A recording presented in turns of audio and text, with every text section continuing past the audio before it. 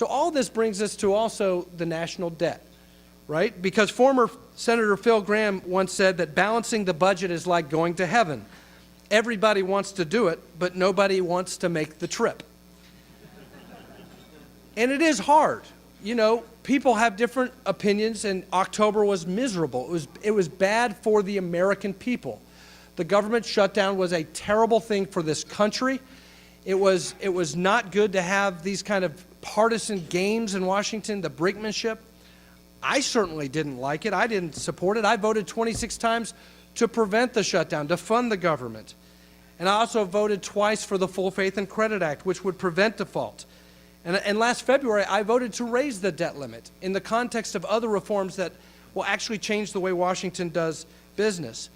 But as important as bipartisanship is, as important as avoiding a government shutdown is, as important it is to avoid default, and those are all very important, it is equally important that Congress begin to address our growing $17 trillion national debt and start making the tough decisions to put our country on a path towards a balanced budget. Quite simply, it is unfair.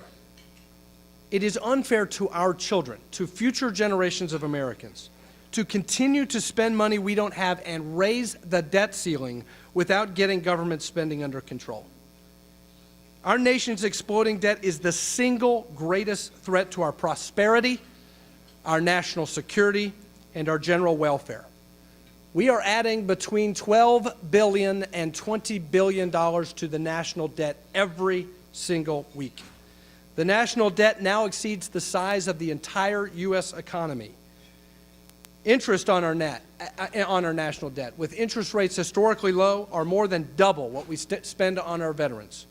And by 2026, if we make no reforms, 100% of all federal revenue will be consumed by 4 items in the federal budget: Social Security, Medicare, Medicaid, and interest on the national debt.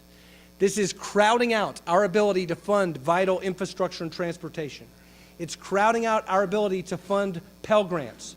It's crowding out our ability to help support the National Cancer Institute designation at the University of Kentucky and all of the other important research that goes on in our public universities.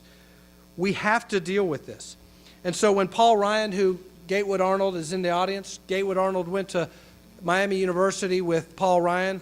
They're good college friends.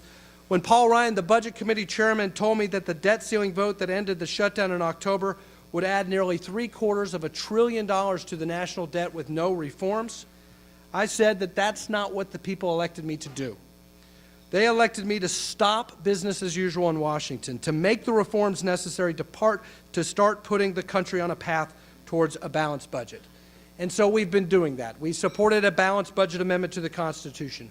We supported, and I co-sponsored, the No Budget, No Pay Act, common sense legislation mandating that if Congress doesn't pass a budget, if it doesn't do its most basic responsibility under the Constitution, then members of Congress shouldn't get paid.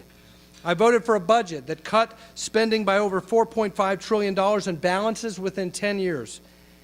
And to eliminate the seemingly constant threat of ruinous default, I co-sponsored legislation guaranteeing that America's debts would be paid on time. These are real solutions and real reforms, and they stand in stark contrast to the budget tricks, the accounting gimmicks, and the empty promises we have seen so often coming out of Washington. I predict there will not be another government shutdown, but I also unfortunately predict that there will not be the grand bargain that we need to really, truly solve this problem in the next few months. So we'll be working on doing the best we can to avert default, to avoid a shutdown, but also make some reforms in a bipartisan way to start putting the country on a path towards a balanced budget.